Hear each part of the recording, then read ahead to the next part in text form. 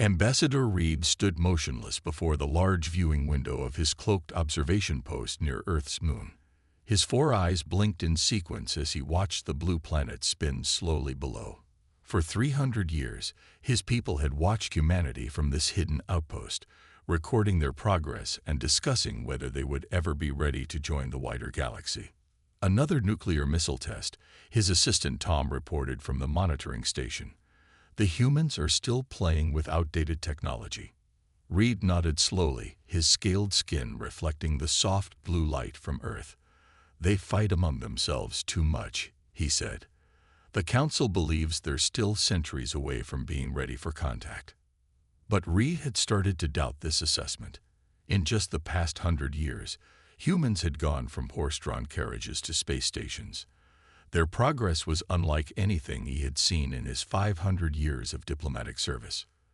The quiet beeping of the alert system interrupted his thoughts. Tom's hands flew across the control panel, his expression changing from boredom to shock. "Sir, we have multiple ships dropping out of faster-than-light travel." Tom's voice rose with alarm. Both Brightborn and Shadow vessels. Reed rushed to the main screen. His worst fears were coming true. The endless war between the galaxy's two most powerful species had finally reached Earth's doorstep. 30 Brightborn ships, their golden hulls gleaming like small suns, emerged from jump space. They were followed by 20 Shadow vessels, dark shapes that seemed to absorb the starlight around them. "We must contact the Council," Reed said, reaching for the communications panel. But before he could send the message, the space around Earth lit up with weapon fire. The Brightborn's energy beams, colored like liquid gold, sliced through the darkness. The Shadows responded with their gravity weapons, creating areas of crushed space that threatened to pull their enemies apart. It was a battle that had destroyed countless worlds before, and now it was happening right on humanity's doorstep. "Sir," Tom called out. "The humans. They're responding." Reed turned back to watch Earth, expecting to see panic or confusion. He instead witnessed something impossible. Multiple ground-based stations were activating, tracking the alien ships with previously undetected technology. The humans had not only spotted the cloaked vessels, but were also analyzing the battle in real time. "Impossible," Reed whispered. "They shouldn't have this capability."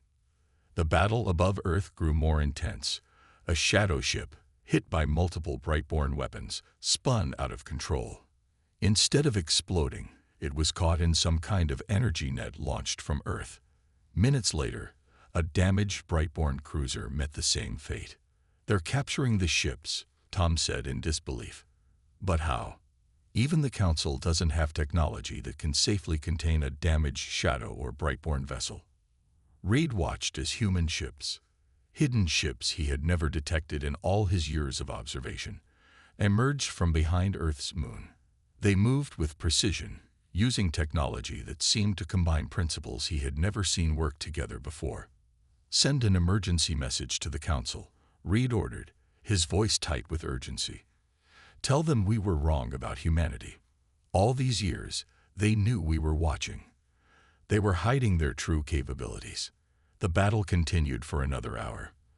When it ended, both Shadow and Brightborn fleets retreated in disorder, leaving behind their captured ships and a shattered understanding of humanity's place in the galaxy. Reed stood at his window again, but now he looked at Earth with new eyes.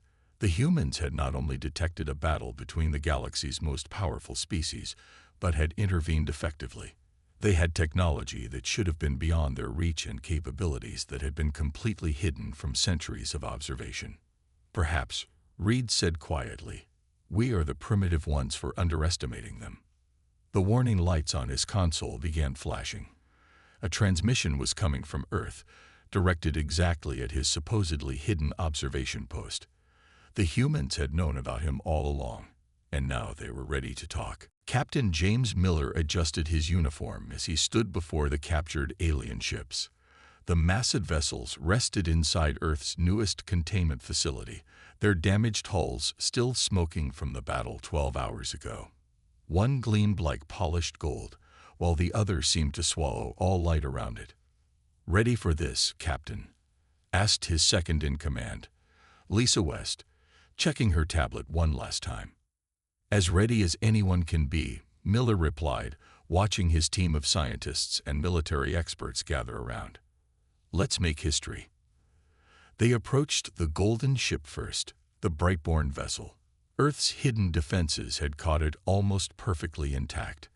As they got closer, Miller noticed patterns on its hull that looked like flowing water made of light. Dr. Robert Green, their lead scientist, ran his scanning device over the ship's surface.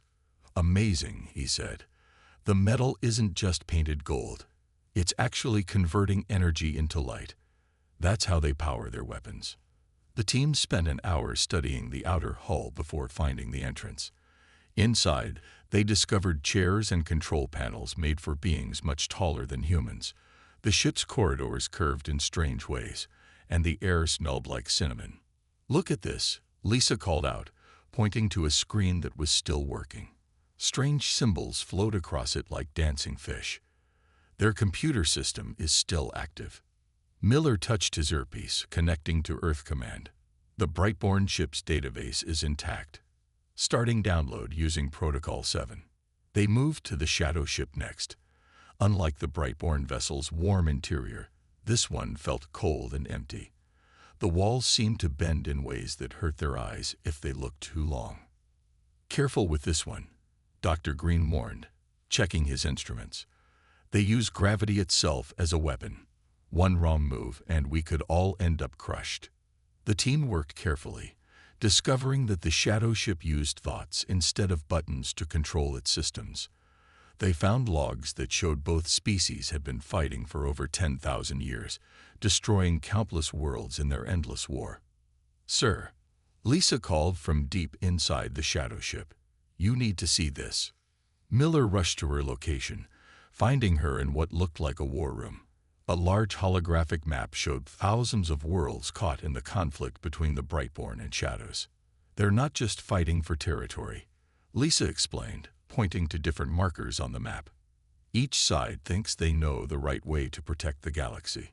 The Brightborn want to share technology with everyone, while the Shadows think advanced technology should be controlled. And now they've brought their war to Earth," Miller said grimly. The team spent several more hours studying both ships. They discovered that each species had amazing technology, but they only developed it in one direction. The Brightborn focused on energy and light, while the Shadows mastered gravity and space itself. "That's why they're stuck in this war," Dr. Green realized, looking at his data. "Neither side can beat the other because they're too specialized. But humans," he smiled, "we study everything. We can understand both their technologies." Miller's earpiece crackled.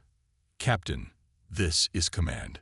The alien observer, Ambassador Reed, is requesting a meeting. He says his people have been watching us for centuries." "Tell him we know," Miller replied. "We've been watching them watch us. And tell him we're ready to demonstrate something interesting." He turned to his team. "Dr. Green, show them what happens when we combine Brightborn energy systems with shadow gravity control." Dr. Green nodded and activated their prototype. A sphere of golden light appeared, suspended in twisted space. It was beautiful and impossible, a human creation using the best of both alien technologies. "Send the data to both captured ships," Miller ordered. "Let's show our new friends what happens when you underestimate humanity." As the demonstration began, Miller couldn't help but smile. The galaxy thought humans were primitive, but they were about to learn just how wrong they were. Commander Anna Thompson looked through the reinforced glass window at her latest creation. The experimental chamber held what looked like a floating bubble of pure light, but this bubble could stop both Brightborn energy beams and shadow gravity weapons. "Test number 57, she spoke into her recorder. "Shield system is stable at full power." Behind her, Ambassador Reed watched with all four eyes wide open. The alien diplomat had been invited to observe the tests after Earth revealed they knew about his observation post. His scaled skin had turned a pale blue color, a sign of shock among his people. "This should be impossible," Reed said quietly. No species has ever combined Brightborn and shadow technology successfully. The principles are too different. Anna smiled as she adjusted some controls. That's because everyone thinks too narrowly, she explained. The Brightborn only study energy. The shadows only study gravity. Humans study everything. On her main screen, data flowed from dozens of research teams around the world. Some worked on energy weapons captured from the Brightborn ship. Others studied the shadow's gravity controls. But Anna's team was doing something new. They were mixing the technologies together. Look at this, she said, pulling up a diagram. Brightborn ships create shields of pure energy. Shadow ships bend space to protect themselves. But what if you could do both at the same time? She pressed a button, and a small drone fired a copy of a Brightborn energy beam at her shield bubble. The bubble caught the beam, absorbed it, and grew stronger. Next, she activated a shadow-style gravity weapon. The bubble bent the gravity attack around itself like water flowing around a rock. Amazing, Reed whispered. But how? Humans are different from other species, Anna explained. We don't just focus on one type of science. We study physics, chemistry, biology, everything. When we look at alien technology, we see connections that others miss. She showed him more test results. Human scientists had discovered that Brightborn energy could be used to control shadow gravity fields. Shadow technology could make Brightborn weapons more powerful. By combining both, they created devices that neither species had imagined possible. We also think differently, Anna continued. When the Brightborn hit a problem, they try to solve it with energy. When the shadows face a challenge, they use gravity. But humans, we try everything. If one solution doesn't work, we try another, and another. We never stop looking for new answers. Reed watched as Anna's team ran more tests. Each one showed the same results. The human-made shield could stop any weapon the aliens had. It was better than anything the Brightborn or Shadows had built in their 10,000 years of war. There's something else you should see, Anna said, leading Reed to another lab. Inside, human scientists worked with copies of both alien ships' engines. We found a way to make them work together. A ship using both systems could travel faster and safer than anything in the galaxy. Reed's skin turned an even paler shade of blue. The Council thought humans were primitive because you hadn't mastered space travel, he said. But you were learning everything else first, building a foundation of knowledge. Anna nodded. While your people watched our old rockets and satellites, we were secretly studying the universe, learning about every kind of science we could. That's humanity's real strength. We never stop learning, never stop trying new things. She checked her tablet as new data came in. Teams around the world reported success after success. Humans weren't just copying alien technology. They were improving it, combining it in ways no one had tried before. The war between the Brightborn and Shadows has destroyed countless worlds, Anna said seriously. Both sides are so focused on their own way of doing things, they can't see other solutions. But humanity is ready to show them a better way. She looked at her shield bubble again, still floating perfectly stable. It wasn't just a new piece of technology. It was proof that humanity's different way of thinking could change the galaxy forever. The Great Hall of the Galactic Council buzzed with nervous energy. Hundreds of alien representatives filled the star-shaped chamber, their voices mixing into a storm of worried whispers. At the center of the chaos stood Ambassador Reed, his scaled skin shifting between shades of blue and green as he faced the Council's questions. "You mean to tell us," the Council leader said, her crystalline form glowing with anger, "that humans not only detected our observation posts but have been studying us in return?" "Yes," Reed replied, standing firmly. "They have surpassed our expectations in every way." The chamber erupted in shouts. Some representatives demanded immediate action against Earth. Others wanted to make peace before it was too late. The news of humanity's technological breakthroughs had thrown the galaxy's political balance into chaos.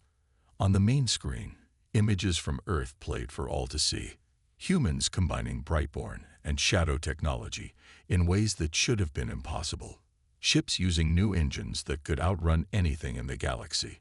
Weapons that could stop any attack without causing harm. The Brightborn Empire demands Earth's alliance, announced the Brightborn ambassador, his golden robes shimmering. We offer them full access to our technology. The Shadow Collective will double that offer, the Shadow representative countered, darkness swirling around her form. Earth's potential belongs with us. Reed watched as the two ancient enemies tried to outbid each other for humanity's favor. But they didn't understand. Humans didn't need their technology. They had already figured it out for themselves. Meanwhile, on Earth, the United Nations held an emergency session. Leaders from every country sat together, facing the biggest decision in human history. We have three options, said David Moore, Earth's newly appointed diplomatic chief. Join the Brightborn, join the Shadows, or stay independent. The room was quiet as everyone thought about the choice.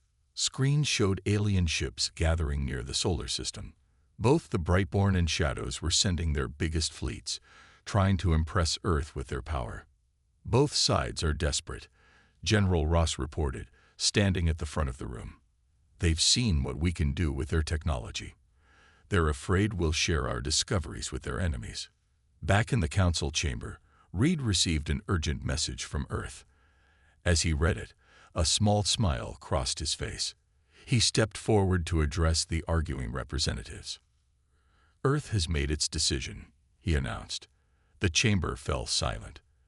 They choose neither side. Instead, they demand an end to the war. Shocked voices filled the air. The Brightborn ambassador's golden glow dimmed. The Shadow representative's darkness flickered with surprise. They cannot make demands of us, the Brightborn declared. We have fought for 10,000 years. Perhaps that is why they can, Reed replied calmly. You have all been fighting for so long. You've forgotten how to think differently. But humans, they see things we miss, find solutions we never imagined. On Earth, demonstration teams activated their new defense systems. Shields of light and twisted space surrounded the planet, stronger than anything the Brightborn or Shadows possessed. Human ships moved into position, ready to protect their world.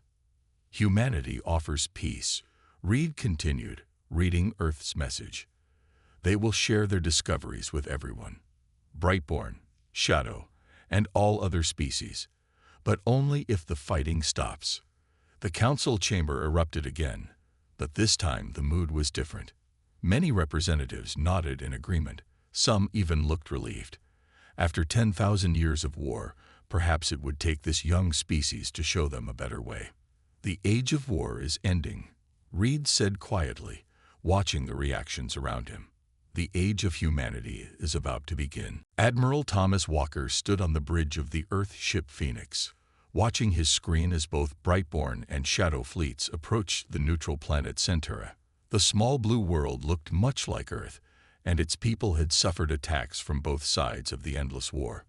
All systems ready, Admiral, reported his weapons officer, Mark. Project Phoenix is fully charged. Good, Walker nodded, his gray eyes fixed on the incoming ships. Let's show them what humanity's been working on. The Phoenix was humanity's newest ship, built using knowledge gained from studying both alien technologies. Its hull gleamed with a strange mix of light and shadow, and its engines used power that neither the Brightborn nor Shadows understood. Sir, the Brightborn fleet is charging weapons, Mark called out. Shadow ships are powering up their gravity cannons. Walker touched his command screen. Activate Project Phoenix. Protection mode only.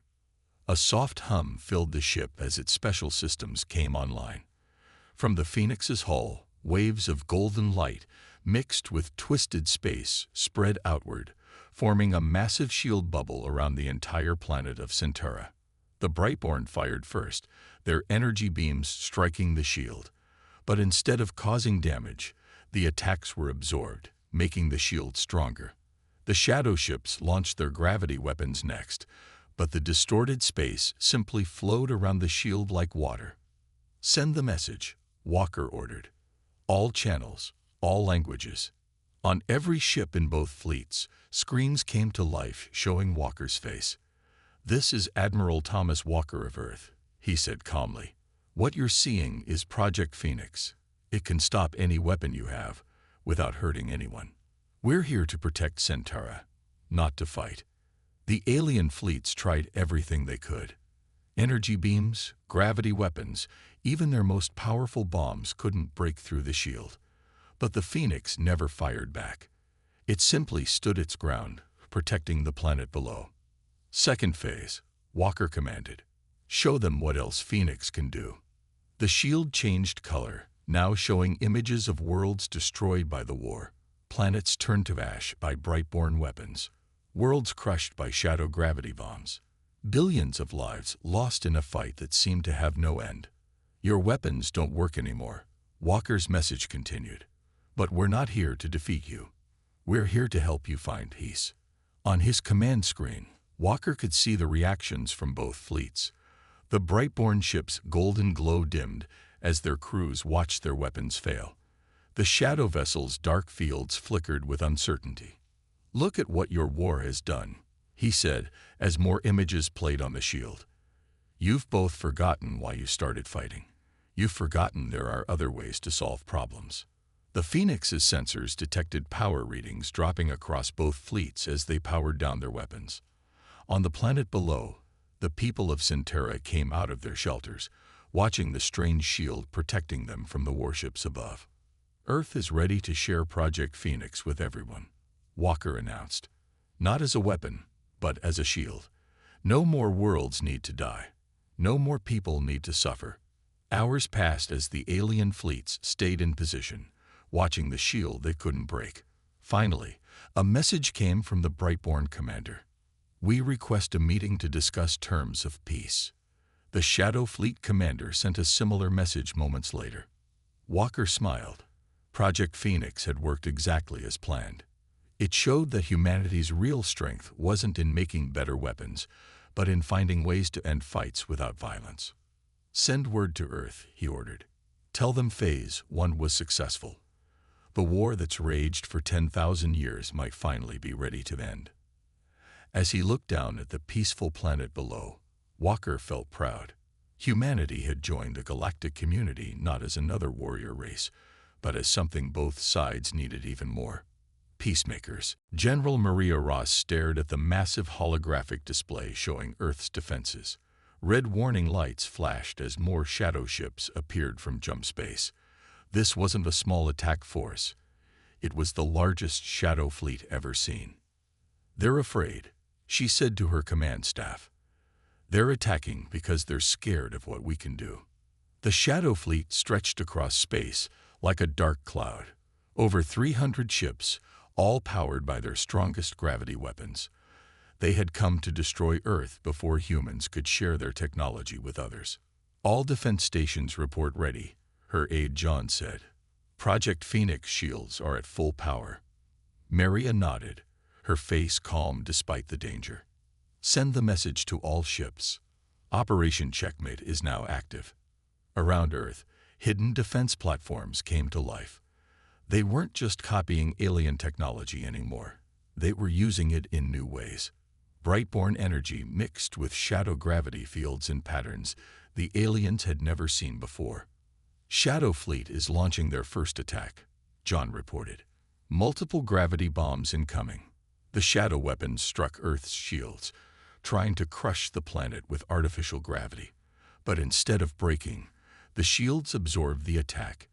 Just like humans had learned to bend light and gravity together, they had also learned to turn enemy weapons into power for their defenses. "Launch counter-attack pattern Delta," Maria ordered. "Show them what Earth can really do." Human ships appeared from behind the Moon, Mars, and asteroid fields where they had been hiding. They moved in ways that confused the shadow sensors, using both light and gravity to bend space around them. "Don't destroy their ships," Maria reminded her commanders. "Use the capture nets. Show them we can win without killing." The battle that followed would be remembered across the galaxy forever. Shadow ships fired their strongest weapons, But human vessels danced between the attacks like leaves in the wind. Earth's defenders used shields made of light to block gravity weapons, then used gravity fields to redirect energy beams. Groups 3 and 4 moved to position, Maria commanded. Prepare for the slingshot maneuver.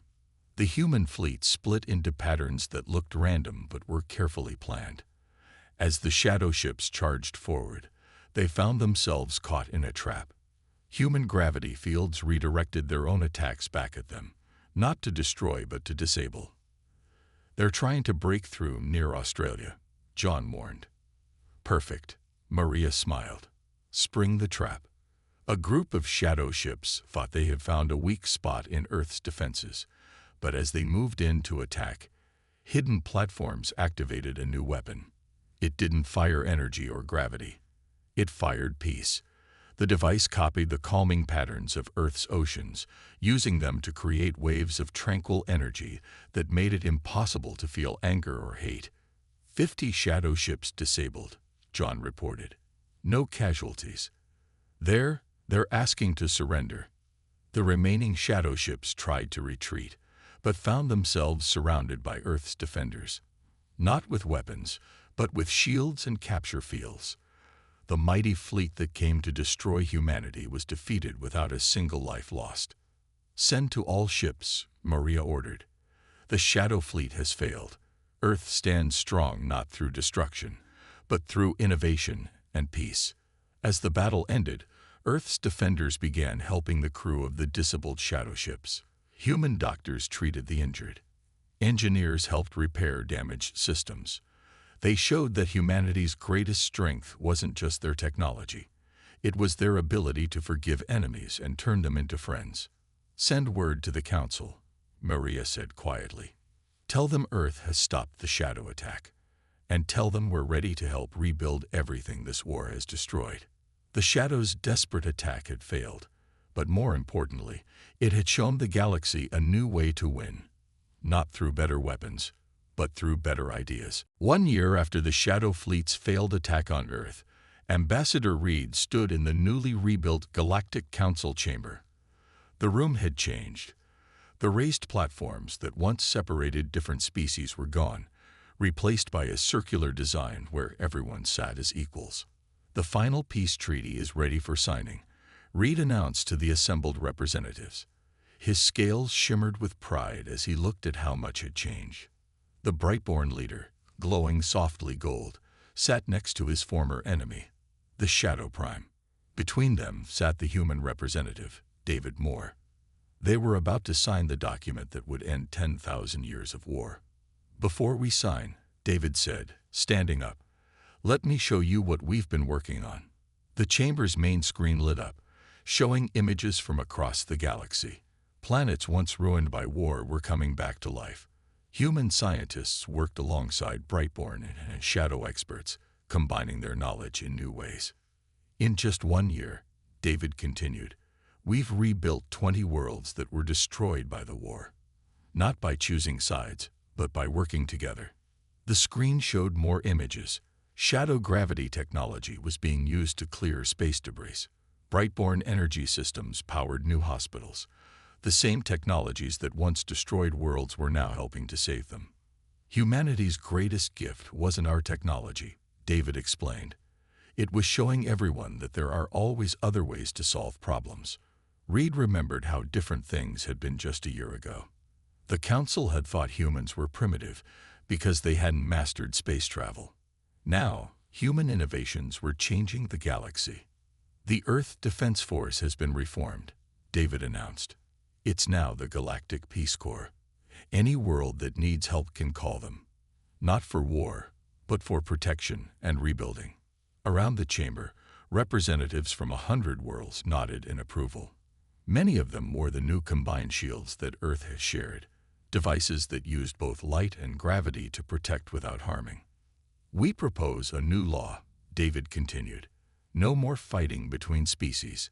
No more secret weapons. From now on, we share knowledge openly. We work together to solve problems. The Brightborn leader stood first. We agree, he said, his golden glow brightening. Our people have learned more in 1 year of peace than in 10,000 years of war. The Shadow Prime rose next, her dark field rippling. The shadows also agree. Humanity has shown us that true strength comes from working together, not fighting alone. One by one, the representatives voted. The treaty was approved unanimously. As David signed his name next to the Brightborn and Shadow leaders, cheers filled the chamber. Reed stepped forward to make the final announcement. From this day forward, the Galactic Council is reformed.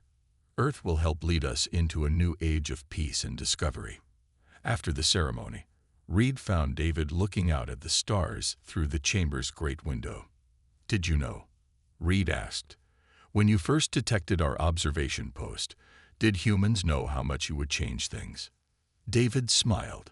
"We hoped. Humanity had watched your war for centuries. We saw how both sides were trapped in old ways of thinking. We knew that if we could just show you a different path." "You succeeded," Reed said. "The war that seemed endless is over. The galaxy is at peace." "This is just the beginning," David replied. "There's so much we can all learn from each other now. So many new discoveries to make together." As they looked out at the stars, ships from a dozen different species passed by the window. They no longer carried weapons, but tools for building and healing. The age of war was over. Humanity had joined the galactic community not as conquerors or victims, but as teachers. They had shown that the greatest power wasn't in weapons or technology, but in the ability to think differently and work together. The universe would never be the same.